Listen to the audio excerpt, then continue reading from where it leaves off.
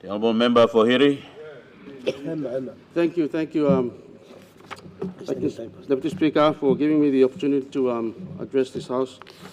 Before I raise these very important questions relating to the Pukpuk Treaty, I want to take this time to acknowledge the presence of my constituents from Galleria Primary School, who are in the gallery today.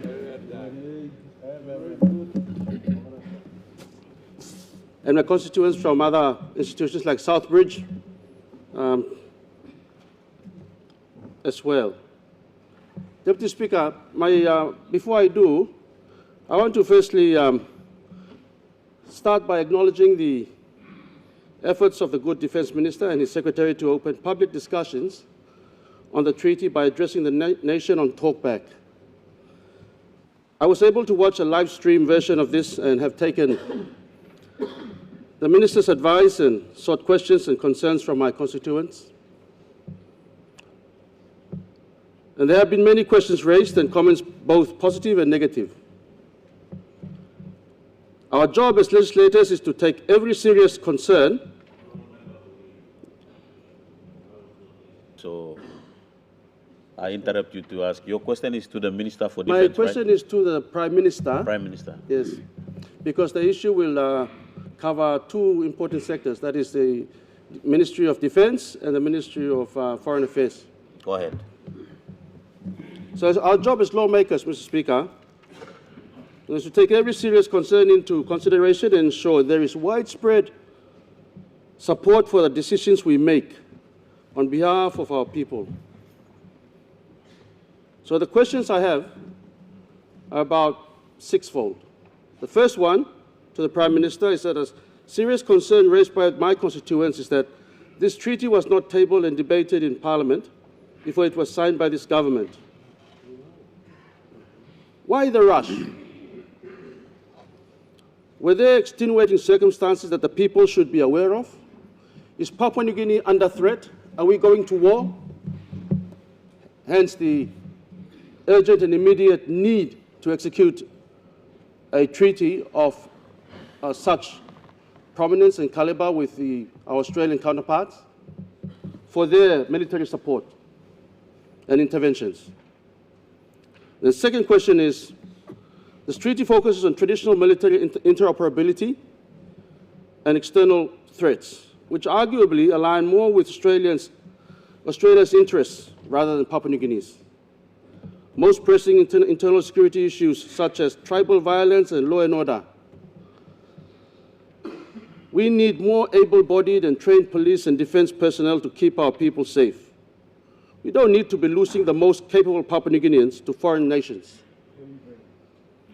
I see how the agreement can help build a more professional defence force, but can the Prime Minister advise this House how this treaty will help to stabilize our country's biggest threat, which is a threat from within? Our biggest threat is not from external forces, but our bigger threat is from within.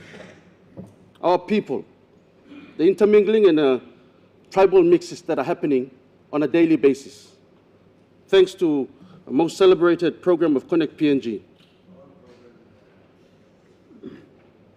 I see how this agreement can help. How can the Papua New Guinea Defence Force retain top-tier personnel given that the treaty seeks to provide a much more attractive recruitment avenue for a foreign force? There's also been discussions about recruitment. The Deputy Prime Minister of Australia and Minister for Defence himself in an interview suggests that even that recruitment is limited to Papua New Guineans with permanent residency in Australia. So it is not really open for Papua New Guineans in Papua New Guinea to participate.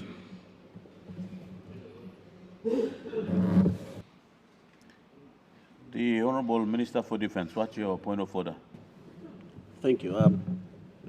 The Prime Minister will answer the question as asked, but just want to make it very clear that the Deputy Prime Minister of Australia made a comment in that by 1st of January next year, recruitment will start, but that is while we putting the process together to get PNG citizens to go and serve in the ADF. While we're doing that, PNG citizens who have PR status will be the first Honorable Minister, to join the ADF. Honorable Minister, I will interrupt and stop you from that point of order. It's like you are now replying to the questions raised by the member. The question is raised to the Prime Minister, so I will not allow for that point of order. I will That is correct. allow the honourable member to continue. That is correct, but I was just providing some clarity on the statement that is made. The Honourable Prime Minister will answer to that question. So, Honourable Member. Thank you, Deputy Speaker. The third question to the good Prime Minister is that Papua New Guinea military experts warn that focusing resources on Australian priorities could hinder the organic development and professionalisation of the PNG Defence Force. The PNG Defence Force currently suffers from poor funding and low operational readiness, and the treaty's terms might further weaken its independent capacity. So can the Prime Minister tell this House how the government plans to avoid this outcome? A clear example is our premium training facility at Goldie Barracks within Hiri-Koiari. The facilities have all dilapidated. There is no attention, no real interventions from our Papua New Guinea government. So is this treaty going to assist the upgrade of the road to Goldie Barracks, the upgrade of the training facilities, the general upkeep for staff and also trainees, and the once upon a time used swimming pool for the kids in Goldie? The fifth question, Mr. Speaker, is that the Pukpuk Treaty fundamentally changes Papua New Guinea's non-aligned foreign policy by legally obligating it to defend Australia, as if they needed our help. In a region with intense strategic rivalry between US and its allies, which include Australia and China, a universal foreign policy allows Papua New Guinea to engage with all parties based on our own national interests at the forefront. This prevents us from being forced into taking sides, which could compromise its sovereignty or damage other important relationships that we have on the international scene. It allows us to focus on domestic priorities and addressing them with multiple partners. That is the benefit of friend to all, enemy to none. So the good Prime Minister assure this House that this treaty will not impact our ongoing development partnerships,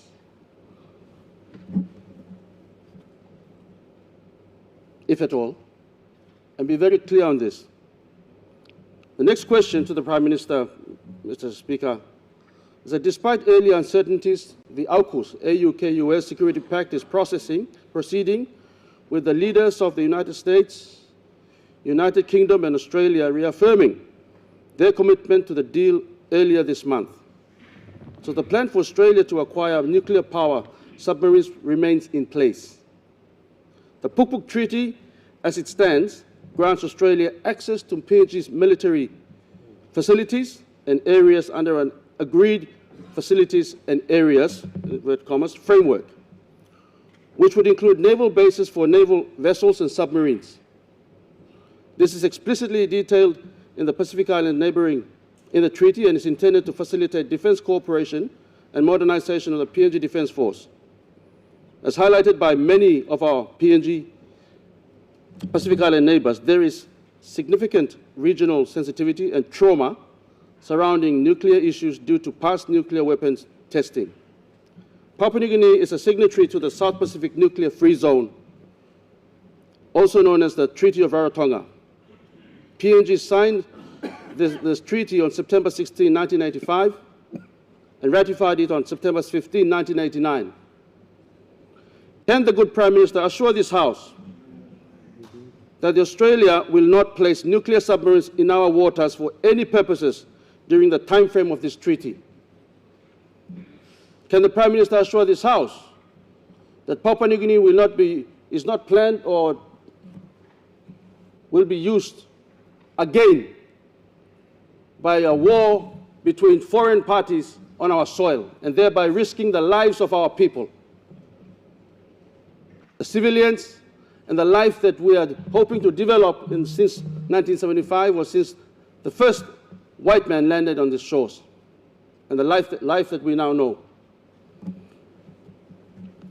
And finally, Mr. Speaker, according to the reports in Australian media, under the Submarine Rotational Force West initiative, US and UK nuclear-powered submarines will rotate through the HMAS Stirling naval base in Western Australia. This rotational presence, Mr. Speaker, beginning as early as 2027, will allow Australian crews to gain experience operating and sustain nuclear technology. Could the Prime Minister assure this House that Australia and its allies will not conduct training exercises in our territorial waters with these nuclear submarines? Finally, Mr. Speaker, through this treaty and in the process of engaging in this treaty, a newspaper article of great concern was published by our local media that a particular district was a recipient of 20 million Australian dollars for support under the treaty. Is it also the case that many of us in this House will be receiving that endowment of 20 million kina each under this treaty?